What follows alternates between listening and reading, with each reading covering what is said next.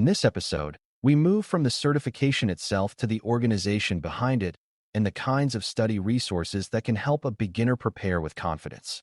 A lot of new learners focus only on the exam name and do not spend much time understanding who manages it, why that matters, or how that affects the way they should study.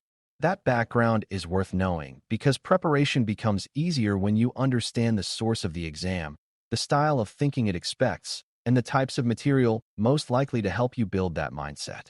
We also need to clear up a common beginner mistake right away, which is assuming that exam success comes from collecting random facts from all over the internet and hoping enough of them appear on test day. For certified in Risk and Information Systems Control, CRISC, that approach is usually weak because the exam is not just testing whether you have seen risk words before. It is testing whether you understand how governance, business priorities, controls, and risk decisions connect in a professional setting. Before we continue, a quick note. This audio course is a companion to our course companion books. The first book is about the exam and provides detailed information on how to pass it best. The second book is a Kindle-only ebook that contains 1,000 flashcards that can be used on your mobile device or Kindle. Check them both out at cyberauthor.me in the Bare Metal Study Guide series. To begin with the organization itself, Information Systems Audit and Control Association, ISACA, is a professional body known for certifications, frameworks, guidance, and thought leadership connected to governance, risk, control, audit, privacy, and information security. For a beginner, the most important thing to understand is that ISACA does not exist only to administer an exam. It helps define a way of thinking about technology and risk in organizations, and that way of thinking influences how its certifications are written. That matters because many learners prepare as if every exam is built the same way, when in reality, each certification body tends to emphasize certain assumptions, certain professional perspectives, and certain decision patterns. With ISACA, those patterns often center on governance, structured processes, business alignment, accountability, and disciplined risk management. When you know that, you stop preparing like someone hunting for trivia and start preparing like someone learning a professional language. That shift alone can improve study quality because it gives meaning to the content instead of making everything feel like disconnected terminology. One reason ISACA matters so much in CRISC preparation is that the exam is shaped by how the organization views the relationship between business and technology. In a purely technical learning environment, students may be taught to focus on tools, attacks, configurations, or technical strengths and weaknesses.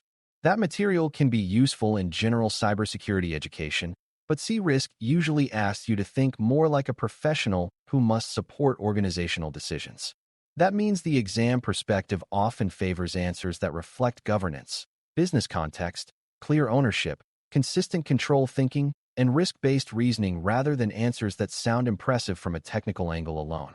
A beginner who does not understand that may overvalue highly detailed technical examples and undervalue the broader decision-making logic that the exam really wants. Studying the organization behind the exam helps correct that problem. It reminds you that you are not just preparing to recognize cyber threats. You are preparing to think in a way that helps an organization evaluate exposure, choose a response, and maintain control over time. It is also useful to understand that ISACA carries influence because it serves a broad professional community rather than a narrow technical niche. People associated with its work often come from audit, governance, compliance, information security, enterprise risk, control management, and leadership roles.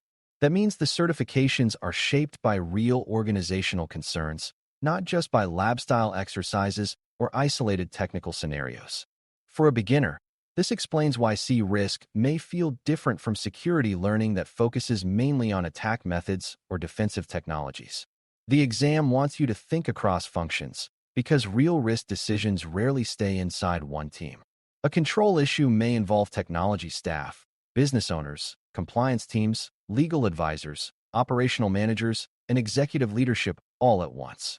ISACA's value in this space comes partly from helping create shared language across those different groups. When you understand that, the learning process becomes more coherent. You begin to see why the exam cares so much about roles, responsibilities, communication, ownership, governance, and monitoring instead of treating them as side topics. Once you understand the role of ISACA, the next question is what kinds of resources actually help with preparation. The most important category is official exam information because it tells you what the certification is designed to measure and keeps your effort anchored to the real target. Beginners sometimes skip this step because it feels less exciting than diving into lessons or practice questions, but that is a mistake. Before you spend serious study time, you want a clear picture of the domains, the themes they cover, and the style of judgment expected. This helps prevent wasted effort on material that may be interesting but not central to the exam. Think of it like studying for a destination rather than wandering around a city without a map.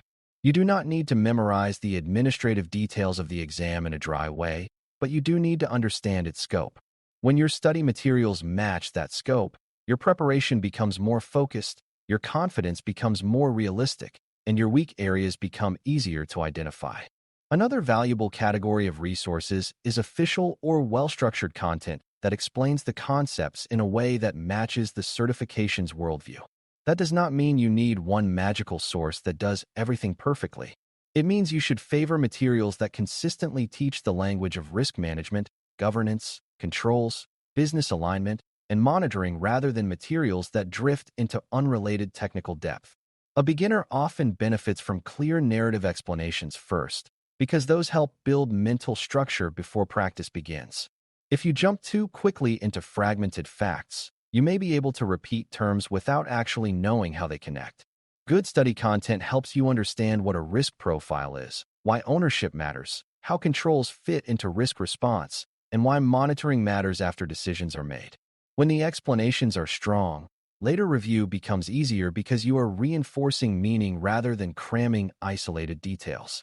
This is especially important for CRISC because the exam often tests applied reasoning, and applied reasoning depends on understanding relationships, not just vocabulary.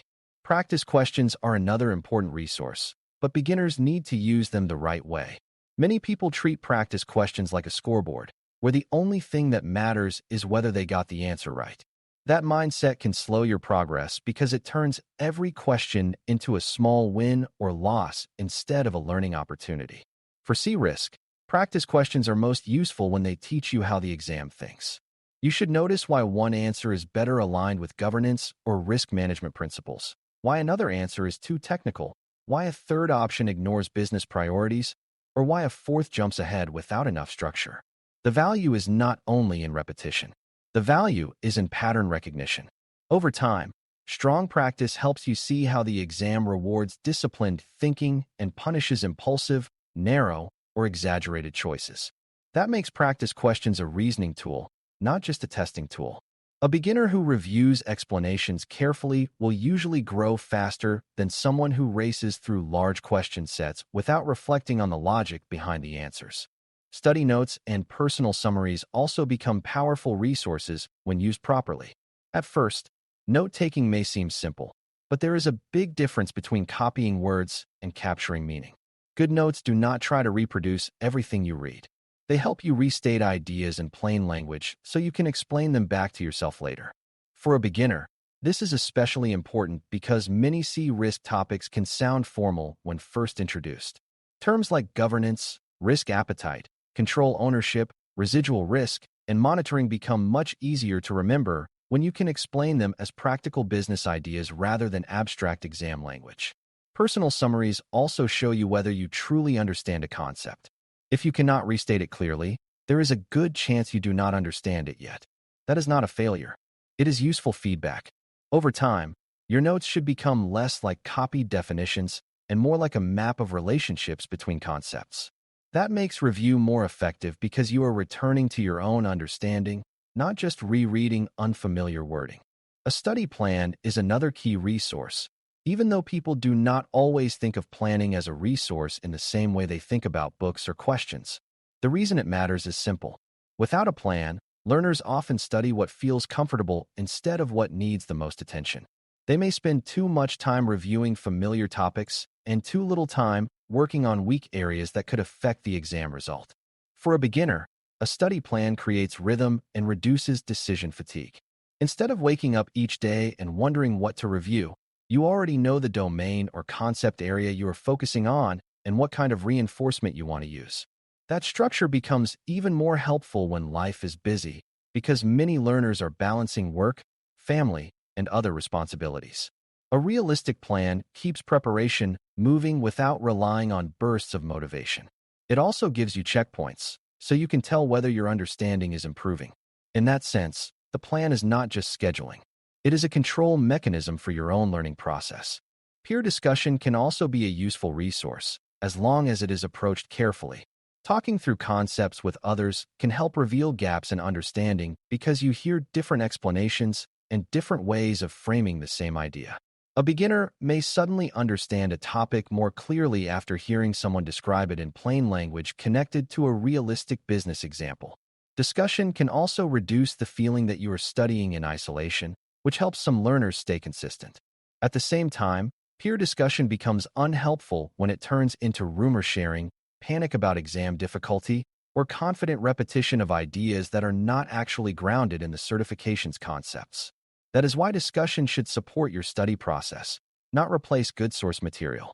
The goal is not to crowdsource certainty from anxious strangers.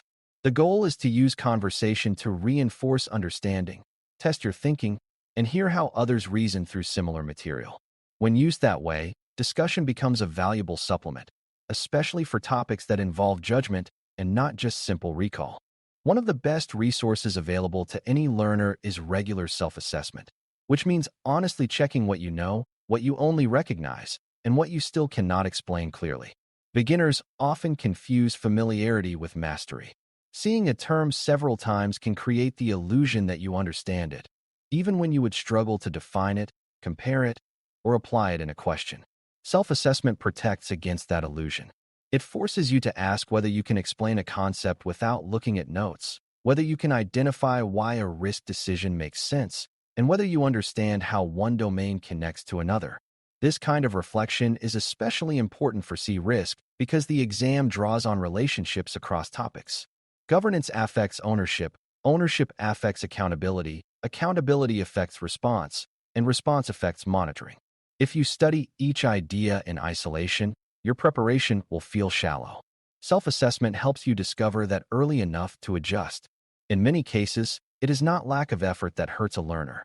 It is lack of clear awareness about where understanding is still weak. It is equally important to recognize the resources that do not help very much, even though beginners are often tempted by them. One weak resource is random content with no clear connection to the certification's domain structure or professional perspective. Another is overly technical material that may be excellent in its own area, but does not help you think like a CRISC candidate. A third is passive review without reflection, such as reading the same pages repeatedly while assuming repetition alone will create understanding. These habits feel productive because they involve time and attention, but they often create false confidence. The better approach is to choose resources that are aligned, concept-driven, and useful for applied reasoning. You want materials that help you understand why a choice is correct, not just that it is correct. You also want to avoid exam folklore, which is the collection of dramatic opinions and supposed shortcuts that often circulate among nervous candidates.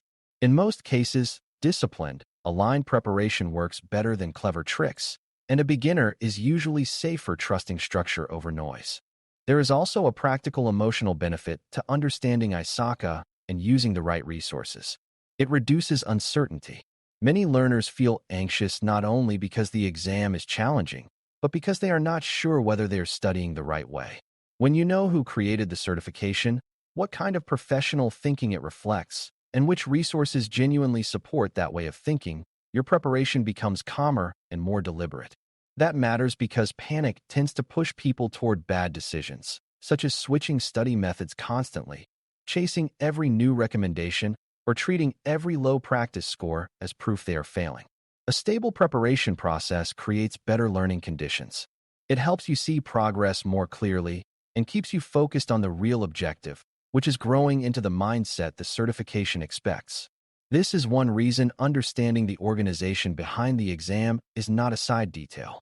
It anchors your approach.